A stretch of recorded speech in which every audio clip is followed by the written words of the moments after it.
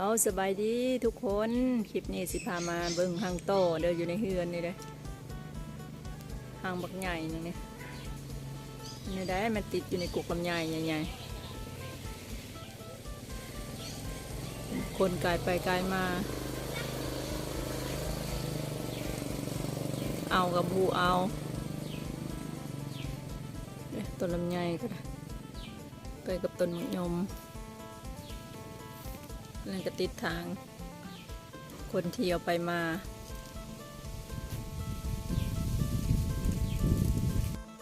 หูมันก็จะมีหูหนึ่งเดียวต่อนะ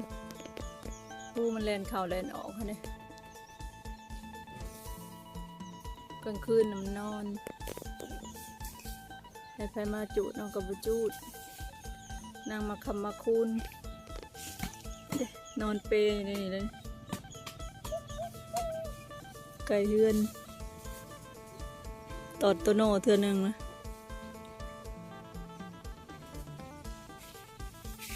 ปลาอ้อยเห็ดให้มันห่างเอานี่แหละเอาห่างมันเนาะเจ้าเนาะ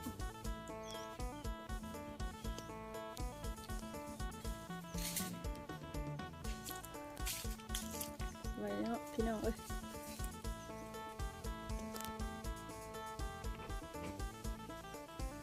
บ้านมึงน่ะอยู่ใน10 ปีผู้ตายวะ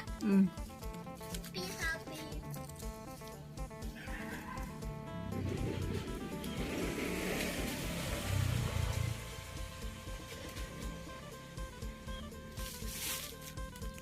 บนทางโต๊ะเจ้านี้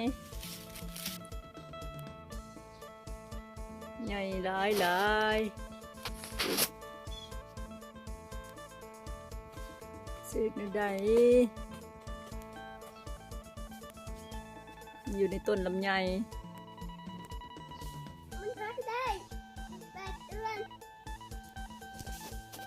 ได้จากเรือนแหละตัวโน 3 เดือนอยู่ แต่โดนอะไรได้ไม่เท่ามาพูยำฝุ่นพูดูแต่จอดมามันยังน้อยอยู่มีต้นผ้ามันอยู่ในเจทางไกลไปไกลมาในสวนดอกไม้ดอกไลนี่แหละจุดน้องกระยานปลาไปเลยบ่ปลาไปซุ่มไปแยงเนาะ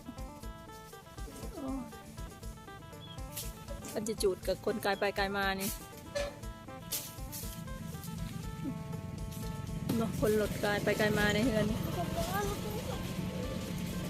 บริจุดเนาะ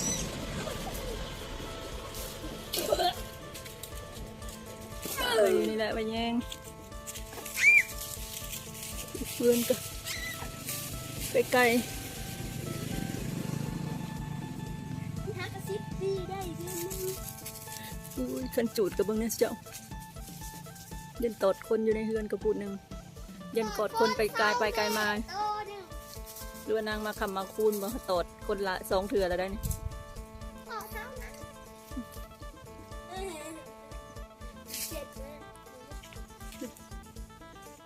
บ้านสวนก็ได้บ้านในเฮือนก็ได้จะพอมาอยู่มันกวาดลานก็บ่ได้นี่อย่ามันตอดในสับเจ้าในป่ามันงามเลยเนาะแม่ไม่ยังไปอยู่เลยแม่ได้ที่ถ่ายให้เธอ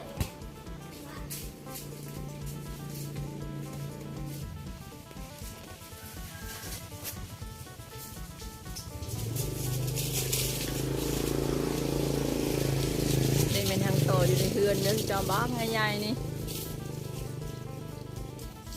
ได้เอามันจะได้ดูปลามันใหญ่ๆขึ้นเลยบ่ฮะทางโตพูดภูมิโหรานใหญ่บ้ากเลยใหญ่หลาย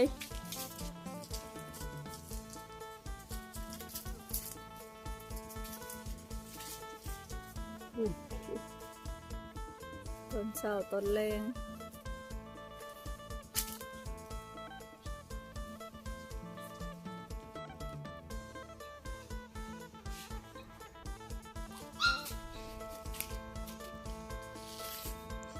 เดี๋ยววิวทั้งนอกเด้อตัวนี้เด้อเราจะเบิ่งทางต่อนอนเปรย์อยู่นี่ก็มีโอนซ่านะ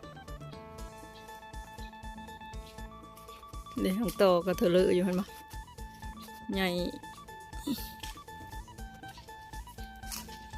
ยังห่อน50 เซนอะไรนี่นะก็เลยน้อยเลย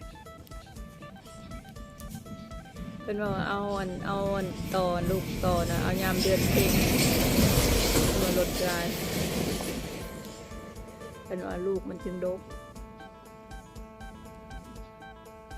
ลองเอาเบิ่งเด้อ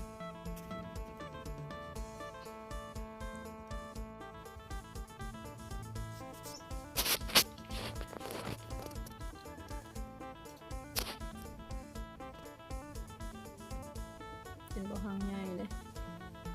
50 ปลายเซนหมดแล้วนี่โอ้ยโตนี่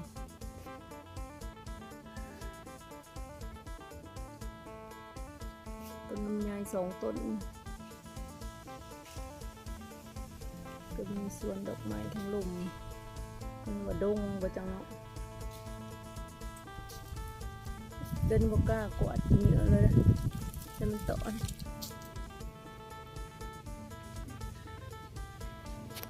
คนจูดกับไรคนกายไปกายมา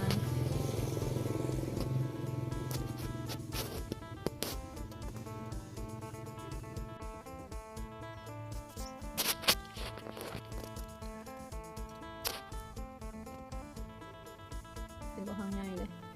50 ปลายเซนหมดแล้วนี่โอ้ยโตนี่ต้นลำไย2 ต้นก็มีสวนดอกไม้ทั้งลมมันว่าดงบ่จังเนาะเดินบ่กล้ากวาดเหงื่อเลยนะแต่มันต่อนคนจูดกับไรคนกายไปกายมา